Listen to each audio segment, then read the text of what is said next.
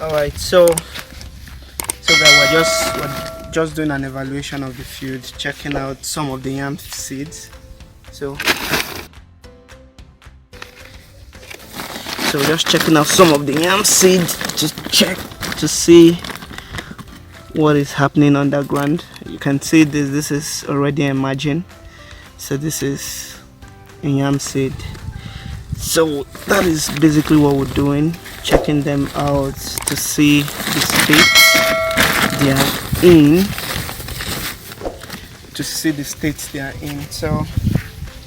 So that's it.